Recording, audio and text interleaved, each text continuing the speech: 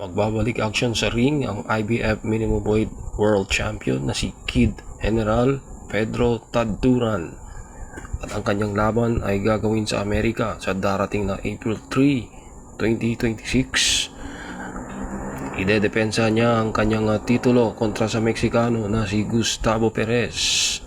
Ang laban ay gagawin sa Pechanga Arena Resort Casino, USA.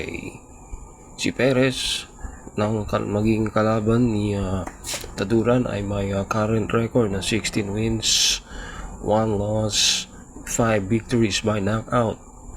Habang ang champion na si Taduran ay may record na 19 wins, 4 natalo, 1 draw at 13 victories by knockout.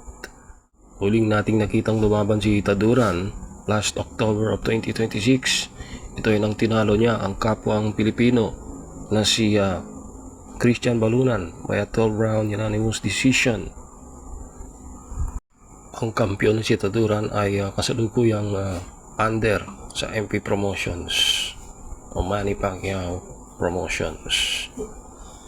Si Taduran ay talagang determinadong magpakitang gilas sa kanyang upcoming fight sa Amerika at target niya ang kung sinong manalo sa unification bout ng Puerto Rican na si Oscar Collazo versus sa kapwang Pilipino na si Melvin Jerusalem na siyang WBC champion. Si Collazo ang may hawak sa dalawang belt, which is the WBO and WBA.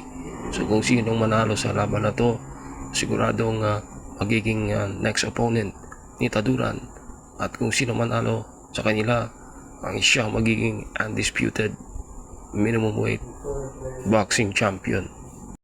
Unang napabalitaan na ang rematch ni Jerusalem at ni Collazo ay gagawin sa darating na Marso, pero sa latest news ito daw ay na-postpone at lipat yung schedule either sa July or sa August, or meron din sinasabi na sa June daw, either July or June ang magiging rematch na unification bout between Melvin Jerusalem, the WBC champion, versus the unified champion WBA and WBO.